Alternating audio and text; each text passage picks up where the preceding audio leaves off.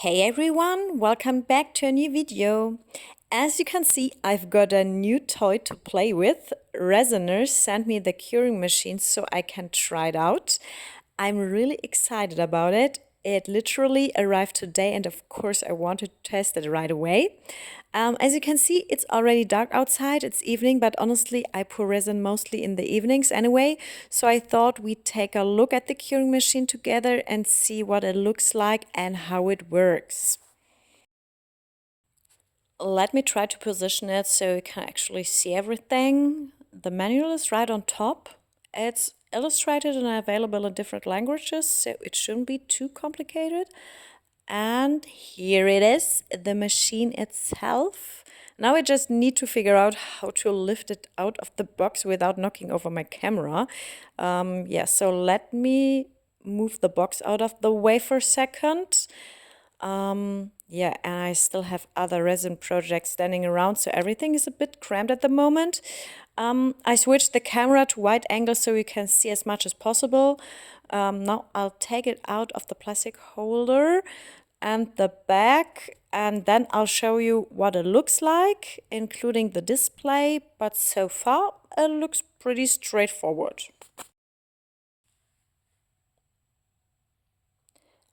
I'll see if I can adjust the camera a bit, but I think I'll leave it on wide angle for now.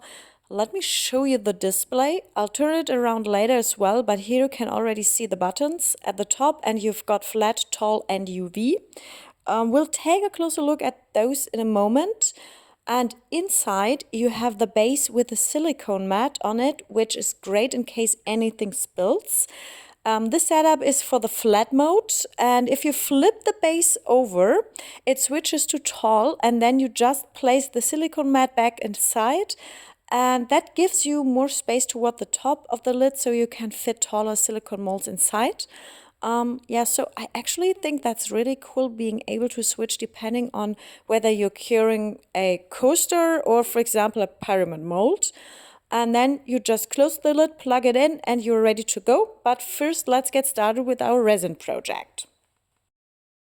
I thought one of my new Craftsman straw molds would be perfect for this, and I want to create a UV resin design on it. So I chose this grape motif right here. I'll trace it first and then fill it in with UV resin, because the curing machine can also cure UV resin, which is super cool. And after that, I'll put regular resin on top and put it back into the curing machine. So for projects like this, the machine is honestly fantastic. I'll take you with me through the whole process, although we're about to go on a little adventure trying to find the right gold marker, because I had a bit of trouble with that. Let's be honest, I was just being a bit silly and should probably sort through my pens at some point. This first one, nope, absolute garbage. It bleeds right under the stencil, so the search continued. As you can already see, it's not easy to find another marker, but the next marker isn't doing much better. It's dried out, which is a shame because it has such a nice fine tip. I thought it would be perfect, but no. So on to the next one. I figured one of my Deco Color pens might work. What I didn't realize was that this one is my old dried up version. The new one was sitting right next to it the whole time. But yeah, so as mentioned before, I was a bit silly. So I grabbed the next Deco Color marker, but that one has this white chisel tip. It works okay in general. You can see. We can see golden color, but the real problem is something you'll see in just a moment. At first, everything actually looked pretty good. The grapes were easy enough to trace, and I really hoped the marker would work this time. And as you can see, I did finish outlining the whole design. But the marker didn't stick to the surface at all. It dried onto the stencil instead, and when I pulled the stencil off, it lifted some of the lines right back up with it. I was honestly shocked. I've never had that happen before, and you can literally see me just staring at it, completely overwhelmed, thinking there's no way this is happening right now. So out comes the isopropanol, clean the whole surface and start over. I realized I actually do have the Decocolor marker with the fine tip, a brand new one, so the pigment should finally flow properly. As for the dried up one, I'm not even sure if I already threw it away. I really hope I did, and if not, I definitely will. So we are starting over again. I placed the stencil back onto the surface, and now I'm using the Decocolor marker with the fine tip to trace the whole design again.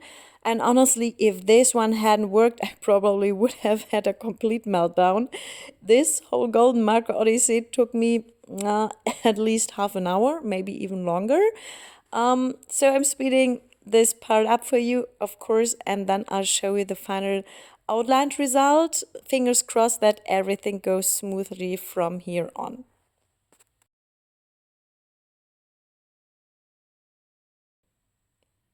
Here we go again. I can finally remove the stencil, and this time everything should have worked. Even though it's the same gold color, the tip of the marker really does make a difference. And as you can see, it actually turned out great.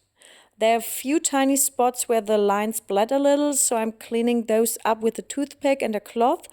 And after that, the grape design is ready to be filled in with UV resin. I'll show you a small part of that process in just a moment.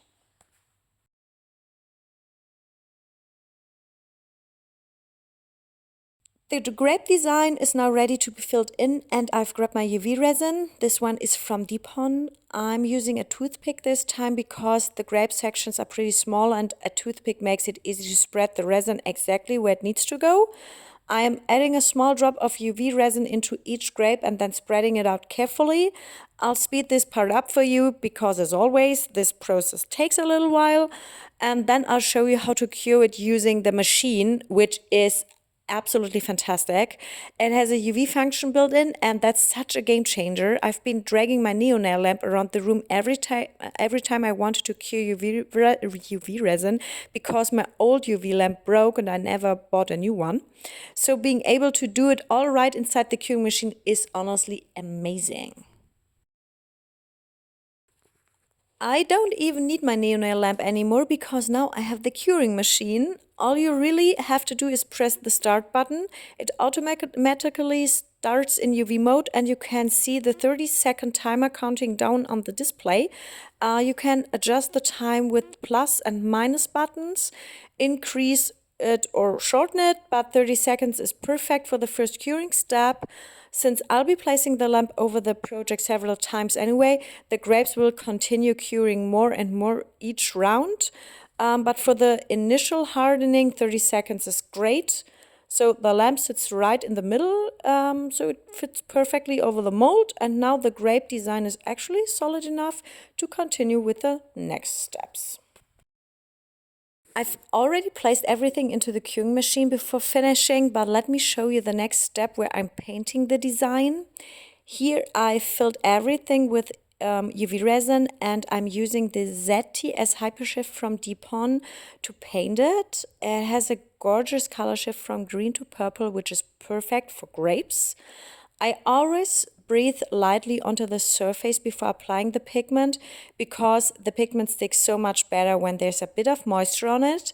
You can also use isopropanol, but honestly, a little breath works just fine. I do paint slightly over the edges, but I clean that up afterward. You'll see that too. And for the leaves, I'm using another color shift pigment, Samba Super Shift from Depon.